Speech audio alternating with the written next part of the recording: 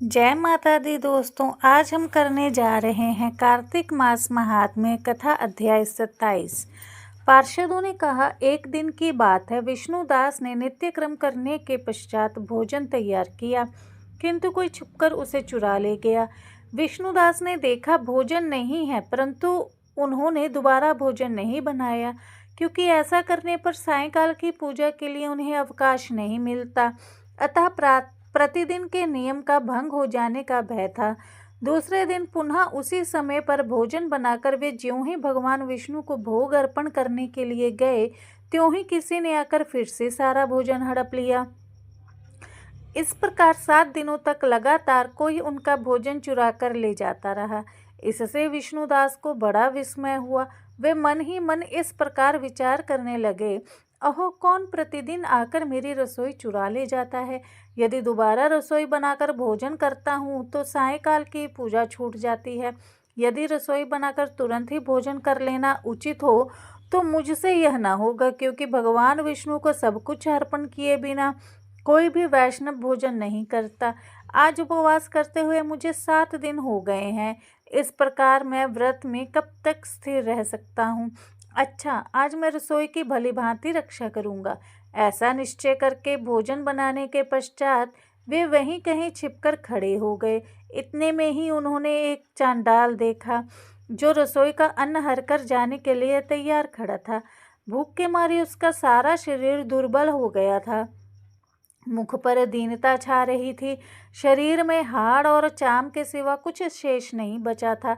उसे देखकर श्रेष्ठ ब्राह्मण विष्णुदास का हृदय करुणा से भर आया। उन्होंने भोजन चुराने वाले चांडाल की ओर देखकर कहा, भैया जरा ठहरो, क्यों रूखा सूखा खाते हो, यह घी तो ले लो। इस प्रकार कहते हुए विप्रवर विष्णुदास को आते देख वज्र चंडाल भय के मारे बड़े वेग से भागा और कुछ ही दूरी पर मूर्छित होकर गिर पड़ा। चांडाल को भयभीत और मूर्छित देखकर द्विज श्रेष्ठ विष्णुदास बड़े वेग से उसके समीप आए और दयावश उसे अपने वस्त्र के छोर से उसको हवा करने लगे। तदंतर जब वह उठकर खड़ा हुआ तब विष्णुदास ने देखा, वहां चांडाल नहीं बल्कि साक्षात नारायण ही शंख चक्र और गदा धारण किए सामने उपस्थित थे। अपने प्रभु को प्रत्यक्ष देखकर विष्णुदास सात्विक भावों के वशीभूत हो गए। वे स्तुति और नमस्कार करने में भी समर्थ ना हो सके। तब भगवान ने सात्विक व्रत का पालन करने वाले अपने भक्त विष्णुदास को छाती से लगा लिया और उन्हें अपने जैसा रूप देकर वैकुंठ धाम को ले चले। उस समय यज्ञ में दीक्षित हुए राजा चोल ने देखा, विष्णुदास एक श्रेष्ठ विमान पर बैठकर भगवान विष्णु के समीप जा रहे हैं। विष्णुदास को वैकुंठ धाम में जाते देखकर राजा ने शीघ्र ही अपने गुरु महर्षि मुग्दल को बुलाया और इस प्रकार कहना आरंभ किया, जिसके साथ स्पर्धा करके मैंने इस यज्ञ दान और कर्म का अनुष्ठान किया है, वह ब्राह्मण आज भगवान विष्णु का रूप धारण करके मुझसे पहले ही वैकुंठ धाम को जा रहा है। मैंने इस वैष्णव धाम में भली भांति दीक्षित होकर अग्नि में हवन किया, दान आदि के द्वारा ब्राह्मणों का मनोरथ पूर्ण किया तथा अभी तक भगवान विष्णु मुझ पर प्रसन्न नहीं हुए और इस विष्णुदास को केवल भक्ति के ही कारण श्री हरि ने प्रत्यक्ष दर्शन दिया है। अतः जान पड़ता है कि भगवान विष्णु केवल दान और यज्ञों से प्रसन्न नहीं होते, उन प्रभु का दर्शन करने में भक्ति ही प्रधान कारण है। दोनों पार्षदों ने कहा। इस प्रकार कहकर राजा ने अपने भांजे को राज सिंहासन पर अभिषिक्त कर दिया। वे बचपन से ही यज्ञ की दीक्षा लेकर उसी में संलग्न रहते थे, इसलिए उन्हें कोई पुत्र नहीं हुआ था। यही कारण है कि उस देश में अब तक भांजे ही राज्य के उत्तराधिकारी होते हैं। भांजे को राज्य देकर राजा यज्ञ करने में लीन हो गए और यज्ञ कुंड के सामने खड़े होकर भगवान विष्णु को संबोधित करते हुए 3 बार उच्च स्वर निम्नांकित वचन बोले, भगवान विष्णु, आप मुझे मन, वाणी, शरीर और क्रिया द्वारा होने वाली अविचल भक्ति प्रदान कीजिए। इस प्रकार कहकर सबके देखते देखते अग्निकुंड में कूद पड़े। बस उसी क्षण भक्त वत्सल भगवान विष्णु अग्निकुंड में प्रकट हो गए। उन्होंने राजा को छाती से लगा लिया और श्रेष्ठ विमान में बिठाया और उन्हें अपने साथ ले गए। जय माता दी दोस्तों, आज हम करेंगे कार्तिक मास महात्म्य कथा अध्याय 28। धर्मदत्त ने पूछा, मैंने सुना है कि जय और विजय भी भगवान विष्णु के द्वारपाल हैं। उन्होंने पूर्व जन्म में ऐसा कौन सा पुण्य किया था जिससे वे भगवान के समान रूप धारण कर वैकुंठ धाम के द्वारपाल हुए? दोनों पार्षदों ने कहा, ब्राह्मण पूर्व काल में तृणबिंदु की एक कन्या देवहूति के गर्भ से महर्षि कर्दम की दृष्टि मात्र से 2 पुत्र उत्पन्न हुए। उनमें से बड़े का नाम जय और छोटे का नाम विजय हुआ। पीछे उसी देवहूति के गर्भ से योग धर्म के जानने वाले भगवान कपिल उत्पन्न हुए। जय और विजय सदा भगवान की भक्ति में तत्पर रहते थे। वे नित्य अष्टाक्षर मंत्र का जाप और वैष्णव व्रतों का पालन करते थे। एक समय राजा मारुत ने उन दोनों को अपने यज्ञ में बुलाया। वहाँ जय ब्राह्मण बनाए गए और विजय आचार्य। उन्होंने यज्ञ की संपूर्ण विधि पूर्ण की। यज्ञ के अंत में अवृतस्थान के पश्चात राजा मारुत ने उन दोनों को बहुत धन दिया। धन लेकर दोनों भाई अपने आश्रम पर गए। वहां उस धन का विभाग करते समय दोनों में परस्पर लाग डांट पैदा हो गई। जय ने कहा, इस धन को बराबर बराबर बांट लिया जाए। विजय का कहना था, नहीं, जिसको जो मिला है वह उसी के पास रहे। तब जय ने क्रोध में आकर लोभी विजय को शाप दिया, तुम ग्रहण करके देते नहीं हो, इसलिए ग्राह अर्थात मगरमच्छ हो जाओ। जय के शाप को सुनकर विजय ने भी शाप दिया, तुम मद से भ्रांत होकर शापो दिया है, इसलिए तुम मातंग अर्थात हाथी की योनि में जाओ। तत्पश्चात उन्होंने भगवान से शाप निवृत्ति के लिए प्रार्थना की। श्री भगवान ने कहा, तुम मेरे भक्त हो, तुम्हारा वचन कभी असत्य नहीं होगा। तुम दोनों अपने ही दिए हुए इन शापों को भोग कर फिर से मेरे धाम को प्राप्त होंगे। ऐसा कहकर भगवान विष्णु अंतर्ध्यान हो गए। तदंतर ये दोनों गंड नदी के तट पर ग्राह और गज हो गए। उस योनि में भी उन्हें पूर्व जन्म का स्मरण बना रहा और ये भगवान विष्णु के व्रत में तत्पर रहे। किसी समय वह गजराज कार्तिक मास में स्नान के लिए गंड नदी गया तो उस समय ग्राह ने शाप के हेतु को स्मरण करते हुए उस गज को पकड़ लिया। ग्राह से पकड़े जाने पर गजराज ने भगवान रमानाथ का स्मरण किया। तभी भगवान विष्णु ने शंख और चक्र और गदा धारण किए वहां प्रकट हो गए। उन्होंने चक्र चलाकर ग्राह और गजराज का उद्धार किया और उन्होंने अपने ही जैसा रूप देकर वैकुंठ धाम को ले गए। तब से वह स्थान हरि क्षेत्र के नाम से प्रसिद्ध है।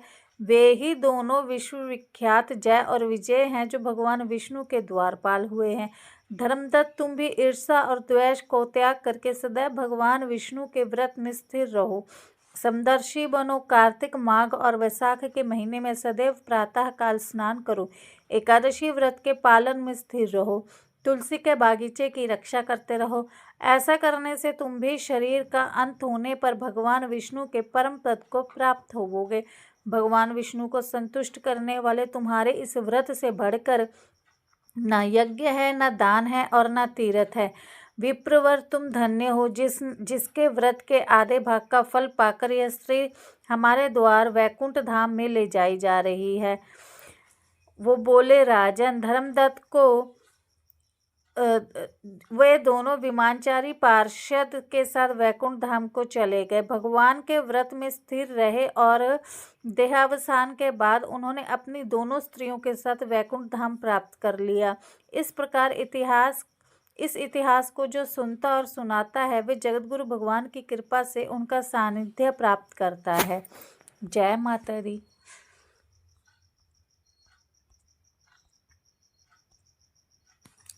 कार्तिक मास महात्म्य कथा अध्याय 29। राजा पृथु ने कहा, हे मुनि श्रेष्ठ, आपने कलह द्वारा मुक्ति पाए जाने का वृत्तांत मुझसे कहा जिसे मैंने ध्यानपूर्वक सुना। हे नारद जी, यह काम उन 2 नदियों के प्रभाव से हुआ है। कृपया यह मुझे बताने की कृपा कीजिए। नारद जी बोले, हे राजन, कृष्णा नदी साक्षात भगवान श्री कृष्ण महाराज का शरीर और वेणी नामक नदी भगवान शंकर का शरीर है। इन दोनों नदियों के संगम का महात्म्य श्री ब्रह्मा जी भी वर्णन करने में समर्थ नहीं है। फिर भी चूंकि आपने पूछा है इसलिए आपको इनकी उत्पत्ति का वृत्तांत सुनाता हूँ, ध्यान पूर्वक सुने। चाक्षुषु मनवंतर के आरंभ में ब्रह्मा जी से समहा पर्वत के शिखर पर यज्ञ करने का निश्चय किया। वह भगवान विष्णु, भगवान शंकर तथा समस्त देवताओं सहित यज्ञ की सामग्री लेकर उस पर्वत के शिखर पर गए। महर्षि भृगु आदि ऋषियों ने ब्रह्म मुहूर्त में उन्हें दीक्षा देने का विचार किया। तत्पश्चात भगवान विष्णु ने ब्रह्मा जी की भार्या त्वरा को बुलाया। वह बड़ी धीमी गति से आ रही थी। इसी बीच में भृगु जी ने भगवान विष्णु से पूछा, हे प्रभु, आपने त्वरा को शीघ्रता से बुलाया था, वह क्यों नहीं आए? ब्रह्म मुहूर्त निकल जाएगा। इस पर भगवान विष्णु बोले, यदि त्वरा यथा समय यहाँ नहीं आती है तो आप गायत्री को ही स्त्री मानकर दीक्षा विधान कर दीजिए। क्या गायत्री पुण्य क्रम में ब्रह्मा जी की स्त्री नहीं हो सकती? नारद जी ने कहा, हे राजन, भगवान विष्णु की इस बात का समर्थन करते हुए भगवान शंकर जी ने भी किया। यह बात सुनकर भृगु ने गायत्री को ही ब्रह्मा जी के दाईं ओर बिठाकर दीक्षा विधान आरंभ कर दिया। जिस समय ऋषि मंडल गायत्री को दीक्षा देने लगा उसी समय त्वरा भी यज्ञ मंडल में आ पहुंची। ब्रह्मा जी के दाईं और गायत्री को बैठा देखकर ईर्ष्या से कुपित होकर त्वरा बोली, जहाँ अपूज्यों की पूजा और पूज्यों की अप्रतिष्ठता होती है वहाँ पर दुभिक्षा, मृत्यु तथा भय तीनों अवश्य हुआ करते हैं। यह गायत्री ब्रह्मा जी की दाईं और मेरे स्थान पर विराजमान हुई है, इसलिए यह अदृश्य बहने वाली नदी होगी। आप सभी देवताओं ने बिना विचारे इसे मेरे स्थान पर बिठाया है, इसलिए आप सभी जड़ रूप नदियां होंगे।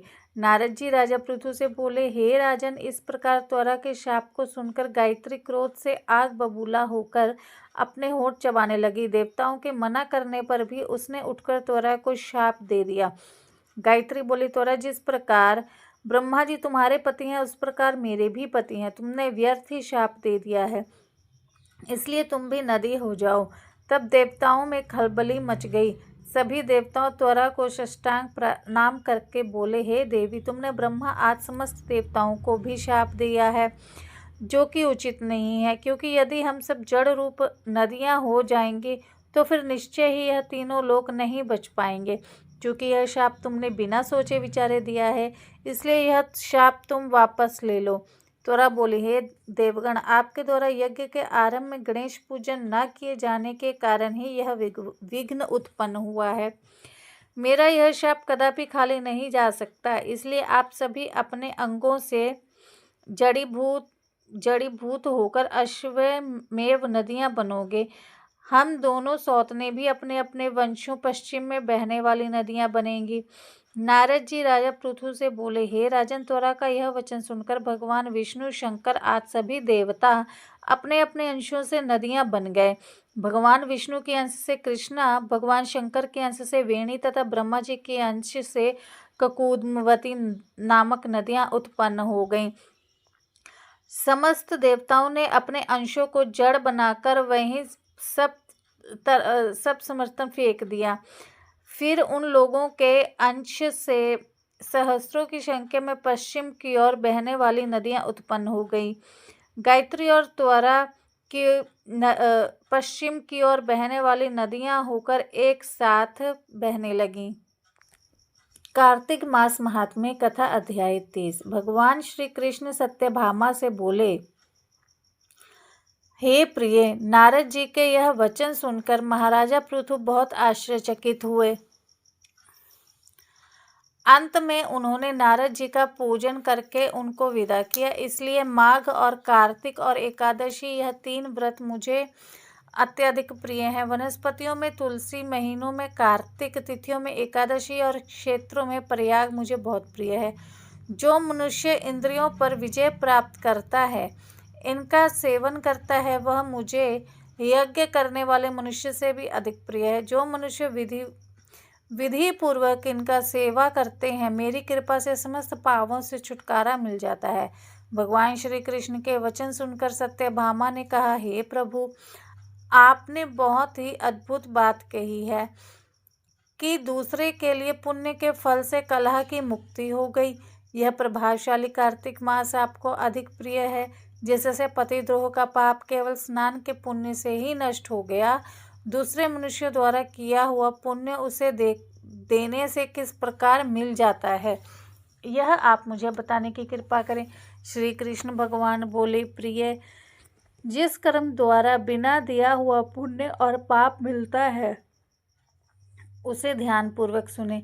सतयुग में देश, ग्राम तथा कुलों को दिया पुण्य या पाप मिलता था, किंतु कलयुग में केवल कर्ता को ही पाप तथा पुण्य का फल भोगना पड़ता है। संसर्ग न करने पर भी वह व्यवस्था की गई है और सत्संग से वह पाप और पुण्य दूसरों को मिलते हैं। उसकी व्यवस्था भी सुनो। पढ़ाना, यज्ञ कराना और एक साथ भोजन करने से पाप पुण्य का आधा फल मिलता है। एक आसन पर बैठने तथा सवारी पर चढ़ने से, श्वास के आने जाने से पुण्य व पाप का चौथा भाग जीव मात्र को मिलता है। छूने से, भोजन करने से और दूसरे की स्तुति करने से पुण्य और पाप का छठवां भाग मिलता है। दूसरे की निंदा, चुगली और धिक्कार करने से उसका सातवां भाग मिलता है। पुण्य करने वाले मनुष्यों की जो कोई सेवा करता है वह सेवा का भाग लेता है और अपना पुण्य उसे देता है। नौकर और शिष्य के अतिरिक्त जो मनुष्य दूसरे से सेवा करवाकर उसे पैसे नहीं देता, वह सेवक उसके पुण्य का भागी होता है।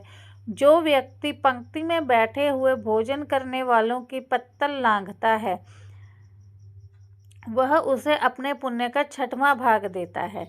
स्नान तथा ध्यान आदि करते हुए मनुष्य से जो व्यक्ति बातचीत करता है या उसे छूता है, वह अपने पुण्य का छठवां भाग दे डालता है। जो मनुष्य धर्म के कार्य के लिए दूसरों से धन मांगता है, वह पुण्य का भागी होता है। ठीक उसी प्रकार जिस प्रकार की दान देने वाला पुण्य का भागी होता है। जो मनुष्य धर्म का उपदेश करता है और उसके बाद सुनने वाले से याचना करता है, वह अपने पुण्य का छठवां भाग उसे देता है। जो मनुष्य दूसरों का धन चुराकर उससे धर्म करता है, वह चोरी का फल भोगता है और शीघ्र ही निर्धन हो जाता है। और जिसका धन चुराता है वह पुण्य का भागी होता है। बिना ऋण उतारे जो मनुष्य मृत्यु को प्राप्त होता है, उनको ऋण देने वाले सज्जन पुरुष पुण्य के भागी होते हैं। शिक्षा देने वाला, सलाह देने वाला, सामग्री को जुटाने वाला तथा प्रेरणा देने वाला, यह भी पुण्य के छठे भाग को प्राप्त होते हैं। राजा प्रजा के पाप पुण्य के षष्ठांश का भोगी होता है। गुरु शिष्य का, पति पत्नी का, पिता पुत्र का, स्त्री पति के लिए पुण्य का छठा भाग पाती है। पति को प्रसन्न करने वाली आज्ञाकारी स्त्री पति के लिए पुण्य का आधा भाग ले लेती है। जो पुण्यात्मा प्राय लोगों को दान करते हैं, वह उनके पुण्य का छठा भाग प्राप्त करते हैं।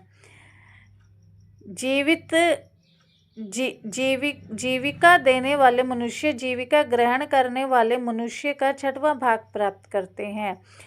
इसी प्रकार हम जो नियम मानते हैं, किंतु यह नियम जो कि मैंने बतलाए हैं, ये कलयुग में लागू नहीं होते।